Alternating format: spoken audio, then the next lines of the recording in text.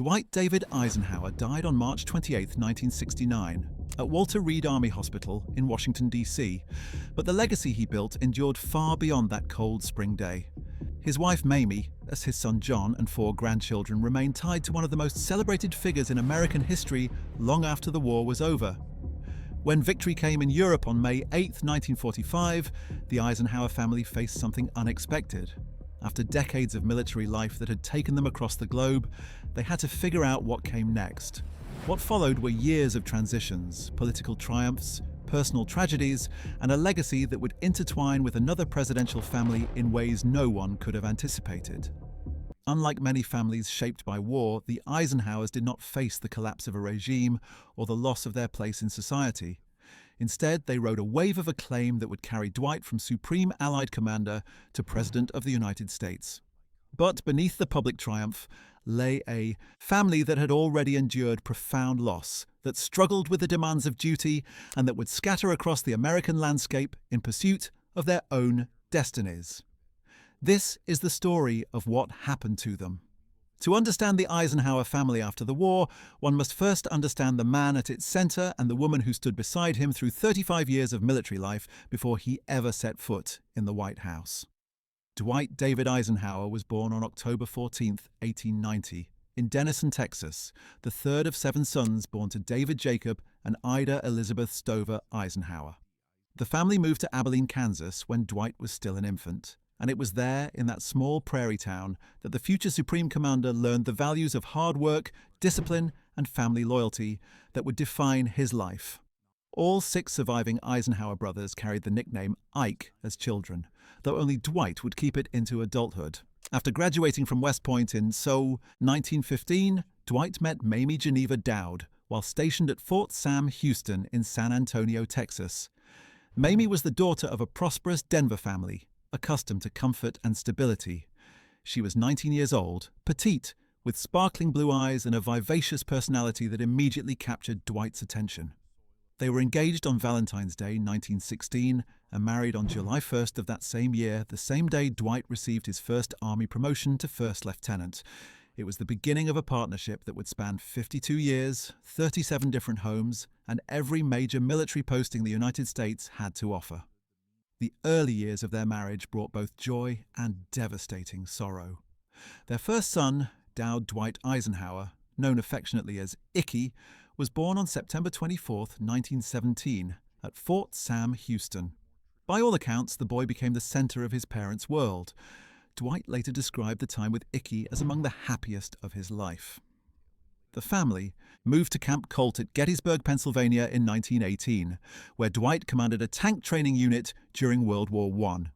It was there that little Icky celebrated his first birthday, surrounded by soldiers who adored him as much as his parents did. But tragedy struck in December 1920.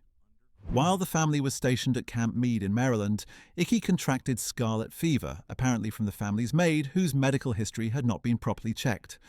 Despite desperate efforts to save him, including Mamie calling a specialist from Johns Hopkins Hospital, Icky died on January 2, 1921, at just 3 years old.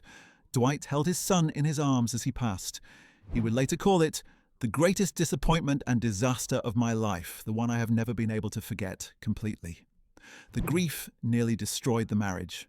Both parents blamed themselves, and the weight of that guilt and loss created a strain that took years to overcome. Every year thereafter, Dwight and Mamie marked Icky's birthday in solemn remembrance. It was on September 24, 1955, that President Eisenhower suffered his first major heart attack, a coincidence that seemed impossibly cruel. Their second son, John Sheldon Dowd Eisenhower, was born on August 3, 1922, in Denver, Colorado. John's arrival brought comfort but could never fully heal the wound left by Icky's death. Throughout his childhood, John lived in the shadow of a lost brother and a father whose career demanded constant relocation. The Eisenhowers moved more than 30 times during their first 35 years of marriage, from Panama to Paris, from the Philippines to Washington, D.C. Mamie developed remarkable skills at creating a home wherever they landed, hanging a small plaque that read, "This is our home," in each new residence. But the instability left its mark on young John, who learned early that duty often came before family comfort. When World War II erupted, Dwight Eisenhower's career accelerated with astonishing Speed. From a colonel in 1941, he rose to become Supreme Commander of the Allied Expeditionary Force by 1944, orchestrating both Operation Torch in North Africa and the D-Day invasion of Normandy. For Mamie, the war years were lonely and difficult. She remained in Washington, D.C. at the Wardman Park Hotel, refusing to attend parties or engage in the social whirl while her husband was overseas. Instead, she volunteered at servicemen's canteens and worked with the Red Cross. The couple saw each other only briefly during the entire conflict, 2 weeks in January 1944 and a few days in June 1945. When Eisenhower asked General George C. Marshall if Mamie could join him in Europe after Germany's surrender, Marshall declined, noting it would not be fair to other Army couples separated by duty. The rumours that arose during this period would haunt the family for decades.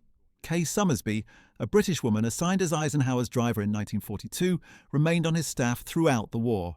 She was attractive and engaging, and photographs of her with Eisenhower appeared in newspapers that Mamie would see back in Washington. Eisenhower wrote frequently to his wife, insisting he wanted nothing more than to be together again. Summersby initially published a book after the war, claiming her relationship with her boss had been strong but platonic. However, in a second book written decades later as she was dying of cancer, titled Past Forgetting, she claimed they had conducted a love affair. No other member of Eisenhower's wartime staff ever confirmed these assertions, and the truth remains debated by historians to this day. When the war ended in May 1945, Dwight Eisenhower was the most celebrated American soldier since Ulysses S. Grant. The question of what came next consumed the nation. On November 19, 1945, he was designated Chief of Staff of the United States Army, a position he held until 1948. During these years, the Eisenhowers lived at Quarters 1 at Fort Myer in Virginia, finally together again after the long wartime separation. It was during this period that they began dreaming of owning their first real home, something they had never possessed in 3 decades of military life. Meanwhile, their son John had followed his father into the Army. He entered West Point in 1941, just months before Pearl Harbor thrust America into the war. His class of 1944 graduated a year early due to wartime needs, and by cruel irony, their graduation date was set for June 6, 1944, the very day of the Normandy invasion. John learned that his father was commanding the largest amphibious assault in history on the same day he received his commission as a second lieutenant. The young officer hoped to serve as an infantry platoon commander in Europe, but concerns about what would happen to the Supreme Commander if his only surviving son were captured or killed kept John away from the front lines. He spent the remainder of World War II in intelligence and administrative duties, in England and Germany, visiting Buchenwald concentration camp shortly after its liberation. After the war, in 1947, John married Barbara Jean Thompson, the daughter of Colonel Percy Walter Thompson. Barbara came from an army family herself and understood the demands of military life. The couple would have 4 children: Dwight David Eisenhower II, born March 31, 1948, Barbara Ann, born May 30, 1949, Susan Elaine, born December 31, 1951, and Mary Jean, born December 21, 1955. These 4 grandchildren would become central figures in the Eisenhower story, each pursuing remarkably different paths that reflected both the privileges and pressures of their famous lineage. In 1948, Dwight Eisenhower retired from active military duty and accepted the presidency of Columbia University in New York City. Both Republicans and Democrats had courted him as a potential presidential candidate, but Eisenhower initially resisted, believing that military professionals should not involve themselves in politics.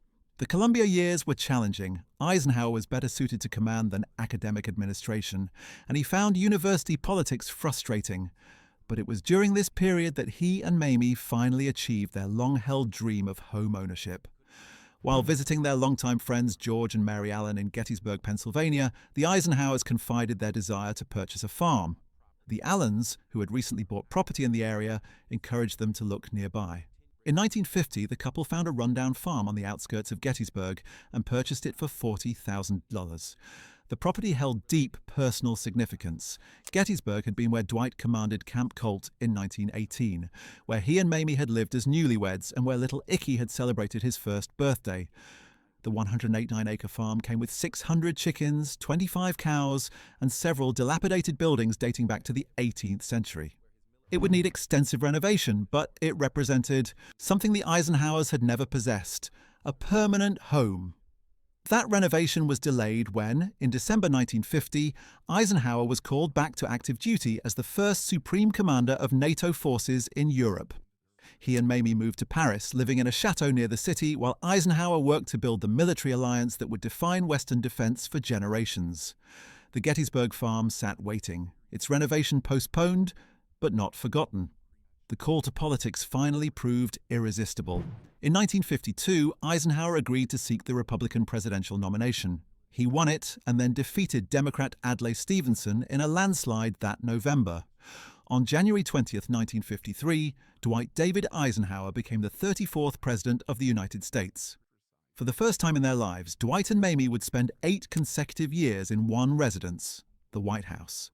Mamie embraced her role as First Lady with enthusiasm and competence. She managed the White House staff with the same efficiency she had developed running military households around the world. Her frugality was legendary. She clipped coupons even for White House purchases. Her love of pink became famous, leading Americans to call the color Mamie Pink. She appeared on the Gallup Polls list of the 10 most admired women in America every year from 1952 through 1961. The White House became a warm family gathering place, especially when the grandchildren visited. The Eisenhowers hosted birthday parties, holiday meals, and family events, including Mary Jean's christening in the Blue Room in April 1956. During the presidency, the Gettysburg farm was finally completed in 1955. The total renovation cost $250,000, partly because Mamie employed union workers who commuted daily from Washington, 75 miles away. The farmhouse became a retreat from the pressures of the Capitol, a miniature White House where the president could entertain family, friends, and even foreign dignitaries in a more relaxed setting. Winston Churchill, Charles de Gaulle, Jawaharlal Nehru, and Nikita Khrushchev all visited the Gettysburg farm, walking the grounds where Confederate divisions had once assembled to attack the Round Tops during the Civil War. Eisenhower spent a total of 365 days at Gettysburg during his presidency, including 38 days of recovery after his September 1955 heart attack. One of the most significant and enduring changes Eisenhower made was to the presidential retreat in the Catoctin Mountains of Maryland. Franklin Roosevelt had called it Shangri-La. After the farmhouse was complete, Eisenhower renamed it Camp David after his grandson. That name remains to this day a permanent reminder of the family bonds that shaped Eisenhower's presidency. John Eisenhower's career continued during his father's time in office. He served in combat during the Korean War, something he had been denied during World War II. After fighting with an infantry battalion, he was reassigned to the 3rd Division headquarters. A frank conversation between father and son during this period revealed the extraordinary pressures of being the president's child in a war zone. John accepted that he could never be captured alive. He would have to take his own life rather than become an instrument of blackmail against his father. This understanding led John to later express strong opinions that children of sitting presidents should not serve in combat zones. After Korea, John worked in his father's presidential administration, serving as Assistant Staff Secretary in the White House, on the Army's General Staff, and as an assistant to General Andrew Goodpaster. In 1958, he purchased a small property near his parents' Gettysburg farm so his children could be close to their grandparents after the family left the White House. During his father's retirement, John acted as an aide while the former president wrote his presidential memoirs. When the Eisenhowers finally retired to Gettysburg in January 1961, the town came out in the snow to welcome them home. For the next 8 years, Dwight divided his time between Gettysburg and Palm Springs, California, where they also maintained a winter residence. He kept an office at Gettysburg College, wrote his memoirs, played golf obsessively, painted, and received a steady stream of visitors seeking the counsel of an elder statesman. Mamie enjoyed having her husband home at last, entertaining friends with bridge games and welcoming grandchildren for holidays. The 4 Eisenhower grandchildren were coming of age during this period, and their lives would take remarkably different trajectories. David Eisenhower, the only grandson and eldest grandchild, grew up with the unusual distinction of having the presidential retreat named after him. He attended Phillips Exeter Academy and then Amherst College, where he began dating Julie Nixon, the daughter of Richard Nixon, his grandfather's former vice president. The young couple had first met as children at the 1956 Republican National Convention and reconnected as college students at nearby schools in Massachusetts. On December 22, 1968, just a month before Richard Nixon's inauguration as president, David Eisenhower and Julie Nixon were married in a private ceremony at Marble Collegiate Church in New York City. The Reverend Norman Vincent Peale, author of The Power of Positive Thinking, officiated. The wedding united two presidential families in a way unprecedented in American history. As a touching detail, Julie wore as her something borrowed, something blue the garter that Mamie Eisenhower had worn when she married Dwight in 1916.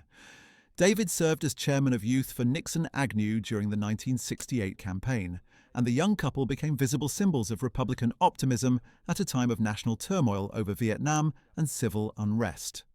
John Fogerty of Creedence Clearwater Revival later cited David Eisenhower as one inspiration for the song Fortunate Son, released in 1969.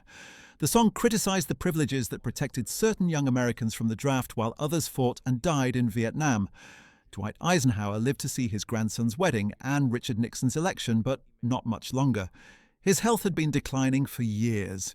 He suffered another serious heart attack in August 1968 and was taken to Walter Reed Medical Center, where he remained in an apartment under constant medical care until his death. Visitors came to pay their respects, including the newly elected President Nixon. The Reverend Billy Graham prayed with the dying general. According to his grandson David, Eisenhower greeted Graham with questions about heaven and conversations they had had 14 years earlier at Gettysburg. On March 28, 1969, General of the Army and former President Dwight David Eisenhower died at age 78. His two surviving brothers, Edgar and Milton, attended the Washington funeral and served as honorary pallbearers. He was buried on April 2nd in the place of meditation at the Eisenhower Presidential Library in Abilene, Kansas, returning in death to the small prairie town where he had grown up. For Mamie, widowhood brought both grief and a quiet determination to continue. She traveled to Belgium shortly after Ike's death, where their son John was serving as U.S. ambassador. Upon returning to the United States, she continued living full-time at the Gettysburg farm, spending winters in California and Georgia. She remained a frequent guest at the Nixon White House, her connection to that administration now reinforced by her grandson's marriage. Mamie continued answering the many letters she received from the public and assisted in fundraising activities for the Eisenhower Memorial Hospital in Palm Springs. As the 1970s progressed, Mamie's health began to decline.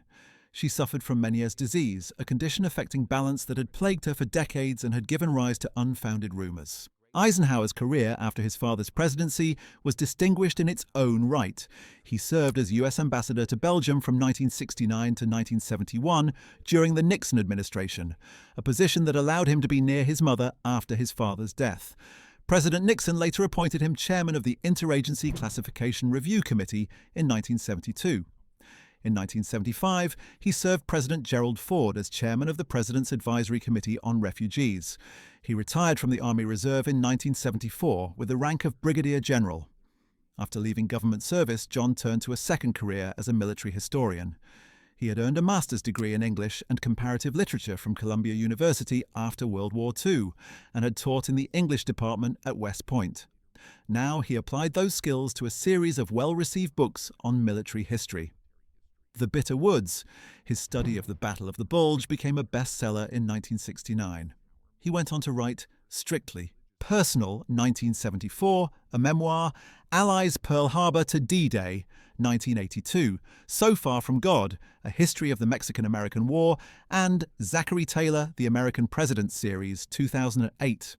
His first book about his grandfather, Eisenhower at War, 1943-1945, was a Pulitzer Prize finalist in 1987. In later years, John became more willing to discuss his father's legacy. He helped his father write his presidential memoirs, and later, with his wife Julie, co-authored Going Home to Glory, a memoir of life with Dwight D. Eisenhower, 1961-1969, published in 2010. The book offered an intimate portrait of Ike and Mamie's retirement years from the perspective of a grandson who had lived nearby and observed them closely. John's first marriage to Barbara Thompson ended in divorce in 1986 after 39 years. Barbara remarried in 1988, wedding widower Edwin J. Foltz, a former vice president at the Campbell Soup Company. She died on September 19, 2014, in Gladwin, Pennsylvania. John also remarried in 1988 to Joanne Thompson. He lived in Trapp, Maryland for his final years, continuing to write and offer commentary on current events. A lifelong Republican, he made headlines in 2004 by voting for Democrat John Kerry, citing dissatisfaction with the policies of George W. Bush. John Eisenhower died on December 21, 2013, at age 91. From 2005 until his death, he held the distinction of being the oldest living presidential child. He is buried at West Point Cemetery on the grounds of the United States Military Academy. The 4 Eisenhower grandchildren carved out diverse and accomplished lives. David Eisenhower, after his marriage to Julie Nixon, sought to live as private a life as his famous heritage would permit. The couple declined opportunities to run for public office. Whenever push came to shove, Julie later explained, we always thought about the children. They have 3 children: actress Jenny Elizabeth Eisenhower, born in 1978, Alexander Richard, born in 1980, and Melanie Catherine, born in 1984. David became a professor at the University of Pennsylvania's Annenberg School for Communication, where he directed the Institute for Public Service and taught courses on the presidency and its rhetorical influence. His book Eisenhower at War, 1943-1945, was a Pulitzer Prize finalist. He and Julie continue to reside in Berwyn, Pennsylvania. Julie Nixon Eisenhower became a stalwart defender of both the Eisenhower and Nixon legacies. She was one of Richard Nixon's most visible supporters during the Watergate scandal and his 1974 resignation. Her biography of her mother, Pat Nixon, The Untold Story, published in 1986, sought to rehabilitate the former First Lady's image. She has expressed peace with her father's legacy, pointing to his accomplishments while acknowledging that Watergate will always be part of his historical record. The Eisenhower-Nixon family connection remains unique in American political history, binding 2 presidents through marriage and creating descendants who carry both names. Barbara Ann Eisenhower, known as Ann, pursued a career as an interior designer in New York City. She was presented as a debutante at the International Debutante Ball at the Waldorf Astoria Hotel in 1967.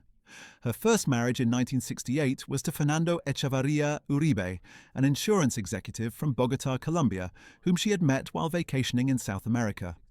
Their daughter Adriana, born on May 29, 1969, was the first great-grandchild of President Eisenhower, born just 2 months after his death. In the 1980s, Anne married Wolfgang Flötl, a billionaire hedge fund manager who once owned an art collection with pieces by Van Gogh, Picasso, and Cézanne. She filed for divorce from Flötl in 2018. Anne sold the historic Southampton mansion Claverack for $35 million in 2010 and lived on Manhattan's Upper East Side in her final years. She died on July 30, 2022. Susan Eisenhower took perhaps the most unexpected path of all the grandchildren.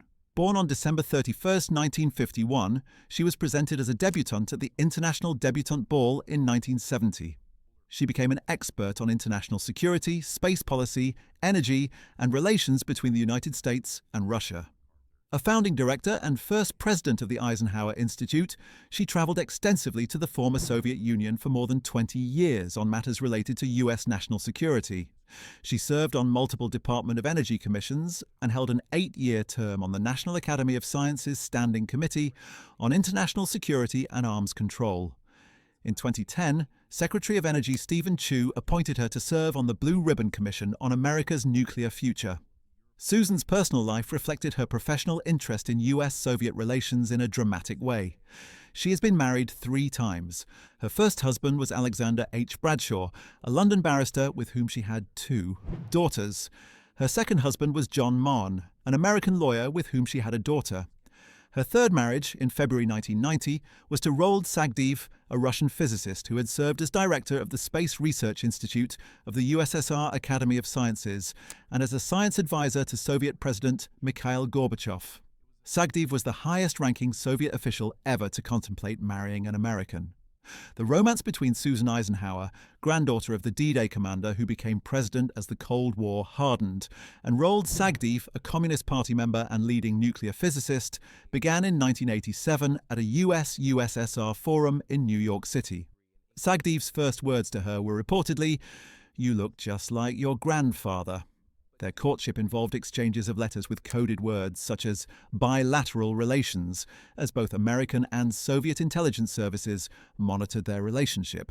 They married in a civil ceremony in Moscow, followed by a religious ceremony at the U.S. Embassy in what Sagdiv called a very important symbol and indicator of how far relations between the two superpowers had evolved. Susan and Sagdiv co-authored The Making of a Soviet Scientist, his memoir, and she wrote Breaking Free, a memoir of love and revolution about their relationship. They divorced in 2008 but remained friends and business partners. Susan also authored Mrs. Ike, Memories and Reflections on the Life of Mamie Eisenhower, 1996, Partners in Space, US-Russian Cooperation After the Cold War, 2004, and How Ike Led, The Principles Behind Eisenhower's Biggest Decisions, 2020. In 2008, she made headlines by changing her voter registration from Republican to Independent and endorsing Barack Obama for president, citing concerns about partisanship in both major parties. She endorsed Obama again in 2012. Mary Jean Eisenhower, the youngest grandchild, was born on December 23, 1955 in Washington, D.C. She grew up near Gettysburg before. Her father's appointment as ambassador to Belgium relocated the family abroad. Mary Jean dedicated herself to continuing her grandfather's vision of international understanding through People to People International, the organization Dwight Eisenhower had founded on September 11, 1956, with the backing of prominent Americans, including Joyce Hall of Hallmark Cards, Walt Disney, and Bob Hope. Walt Disney later drew inspiration from the initiative to create the It's a Small World attraction in 1964. Mary Jean became CEO of People to People International in January 2000 and its president in 2003. Under her leadership, the organization expanded its mission of promoting peace through personal diplomacy and grassroots interactions. After the September 11, 2001 terrorist attacks, she became intensely focused on bringing young people from around the globe together. Her vision resulted in Peace Camp 2003, an evolution of thought and action, and the Global Peace Initiative, efforts that brought participants from more than 30 nationalities together in Egypt, Jordan, and Turkey to discuss issues and gain understanding of diverse cultures. Suzanne Mubarak, then First Lady of Egypt, co-hosted these events. Mary Jean travelled to more than 75 countries in her work, visiting demining teams, peace camps, and cultural exchange programs. She met with first families and distributed foodstuffs in developing countries. She represented her family in Morocco on the 50th anniversary of the Casablanca Conference and travelled to the beaches of Normandy to meet veterans who had served with her grandfather during D-Day. Among her many honours, she received the Knight of Peace Award from the International University in Assisi, Italy, the Medal of Honor from the Slovak Republic, and the Friendship Ambassador designation from the People's Republic of China. The COVID-19 pandemic devastated People to People International financially, and the organization filed for bankruptcy on March 22, 2022. The extended Eisenhower family beyond the direct line also left significant marks on American life. Milton Eisenhower, Dwight's youngest brother and closest confidant, served as president of 3 major American universities: Kansas State University from 1943 to 1950, Pennsylvania State University from 1950 to 1956, and Johns Hopkins University from 1956 to 1967, and again briefly from 1971 to 1972. He was their debutante balls and weddings chronicled in newspapers, their career choices analysed for evidence of their famous heritage. Some embraced the spotlight, others sought privacy. All found ways to honour their family's history while creating identities of their own. Dwight Eisenhower's final message to the nation, delivered in his farewell address on January 17, 1961, warned against the dangers of the military-industrial complex. Written with help from his brother Milton, the speech reflected his conviction that wars must be made obsolete and that America should guard against allowing military and industrial interests to dominate national policy. It remains one of the most cited presidential speeches in American history, its warnings echoing across decades of subsequent conflicts. In many ways, the Eisenhower family's story mirrors America's own journey through the 20th century and beyond. From the prairie towns of Kansas to the corridors of world power. From devastating personal losses to extraordinary public triumphs, from the battlefields of Europe to the careful diplomacy of the Cold War, they navigated changes that reshaped the nation and the world. Their legacy lives on in institutions, in scholarship, in policy, and in the memories of those who knew them. If you found this video insightful, watch What Happened to George Patton's Family After WW2 next. General Patton, Eisenhower's close friend and rival during the war, died in a car accident in December 1945, just months after victory in Europe. His family's story offers a compelling parallel to the Eisenhowers, showing how another great American military family navigated the aftermath of the conflict that made them famous. Like this video, subscribe, and hit the bell for more History Inside. Thanks for watching.